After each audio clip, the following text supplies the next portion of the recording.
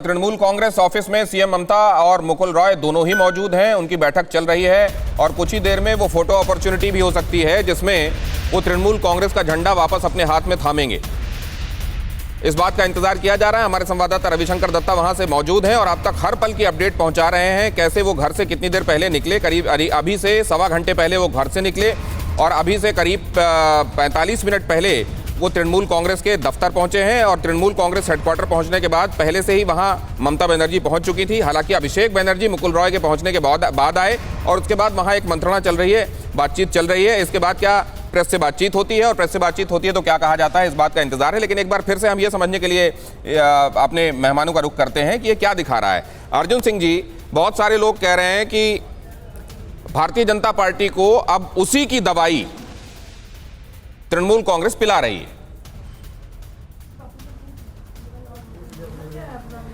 देखिए, अभी कहने के लिए तो बहुत कुछ कहा जाएगा और कुछ लोग हो सकता है विश्वास भी करें। ये ऐसे घटनाक्रम राजनीति में जब होते हैं तो इस तरह की बातें उठती हैं। लेकिन बंगाल की राजनीति जितना मैं समझता हूँ, मुकुल रॉय जी भारतीय जनता पार्टी छोड़कर तृणमूल कांग्रेस में जाने से भारतीय जनता पार्टी को कोई फर्क नहीं पड़ेगा। अब इस बात के भी बारे में आप यही कहेंगे कि ये भी एक राजनीतिक वक्तव्य है, लेकिन मैं आपको बताऊं, मैं बहुत नीचे स्तर का कार्यकर्ता हूं और मैं जानता हूं कि मुकुल रॉय के जाने से पार्टी को कोई क्षति नहीं है। वो जन नेता कभी नहीं रहे हैं।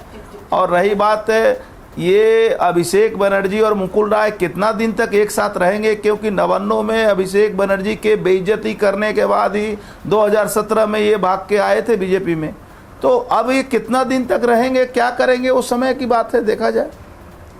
चलिए, ये बात कई नेताओं के संदर्भ में कही गई जिन्होंने, और खासतौर से बड़े चेहरों ने जिन्होंने छोड़ा था तृणमूल कांग्रेस की, वो अभिषेक बनर्जी को लिफ्ट किए जाने और उनका कद बढ़ाए जाने से नाराज हैं, परिवारवाद को बढ़ावा दिए जाने से नाराज हैं और इस वजह से वो पार्टी को छोड़कर बीजेपी में आए हैं। लेकिन अगर उनमें से कुछ की वापसी हो रही है तो इसकी वजह क्या है? क्या अभिषेक को अब उनके कद के साथ उनका एक्सेप्टेंस बढ़ गया है? बादल देवनाथ,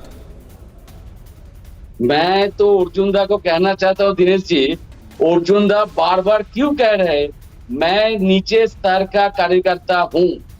क्यों अर्जुनदा कह रहे, बार बार कह रहे? मैं जब से डिबेट शुरू हुआ तब से अर्जुनदा बार बार कह रहे मैं कार्यकर्ता हूँ, इसमें आपको क्या प्रॉब्लम है?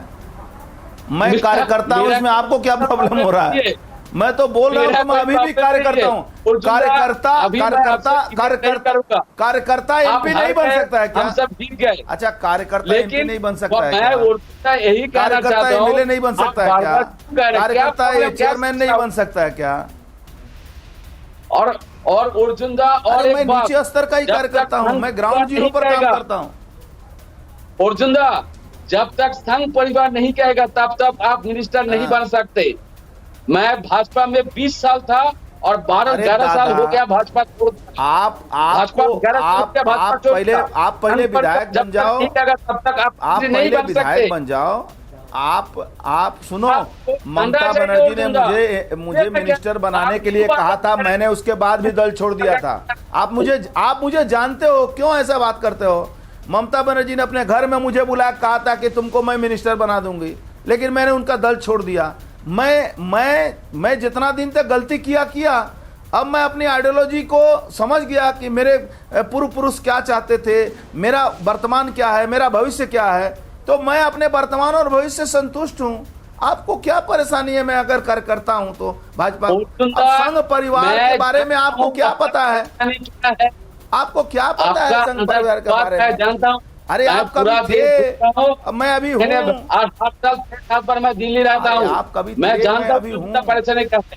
आ जाइए, कोई चिंता के बारे में क्या जानते हो? और फिर सब आ रहा है, जानते हो संघ परिवार के बारे में? लेकिन 2000 दादा संघ परिवार के बारे में बोलना ही गलत है। आप क्यों बोल रहे हो? मैं कार्यकर्ता हूँ, मैं कार्यकर्ता होते हुए एमपी बना हूँ। मैं भारतीय जनता पार्टी का शुक्रगुजार हूं कि मैं तृणमूल में इतने दिन के साथ रहने के बावजूद भी पार्टी ने मुझे टिकट दिया और मुझे जिताया। मैं हूं पार्टी के साथ और मैं रहूंगा भी। मैं रहूंगा भी। और मेरा बेटा बाई इलेक्शन जीता, अभी भी जीता। हम पारिवारिक रूप से हमारा इलाका, हमारा क्षेत्र भारतीय जनता पार्टी के साथ है, रहूंगा, आने वाले भविष्य में भी रहूंगा। मैं मरना भी चाहता हूं भारतीय जनता पार्टी के झंडे के कफन के रूप में लेकर। अब इससे ज्यादा आपको कोई परेशानी है? मैं जो ममता बनर्जी रोज और 4 केस लगाएगी, उससे क्या फर्क पड़ता है? मेरे को लगाने दीजिए। आप चिंता मत कीजिए, कोई केस नहीं रहेगा। बादल देवनाथ की बातों का जवाब अर्जुन सिंह देते हुए, और उन्होंने अपने बारे में स्पष्ट कर दिया कि मैं मरना भी चाहूंगा तो भारतीय जनता पार्टी के झंडा मेरे शरीर में लिपटा रहे, मैं ये चाहता हूं। बहुत बड़ी बात कह दी है अर्जुन सिंह ने। और तब जब बहुत सारे लोग ये कयास लगा रहे हैं कि जिनकी पृष्ठभूमि तृणमूल कांग्रेस की थी और वो बीजेपी में हैं, क्या अब उनके वापस आने का सिलसिला शुरू हो गया है? अर्जुन सिंह ने अपने बारे में चीजें स्पष्ट कर दी हैं। परवाह देश की, सोमवार से शुक्रवार रात 10 बजे TV9 भारतवर्ष पर।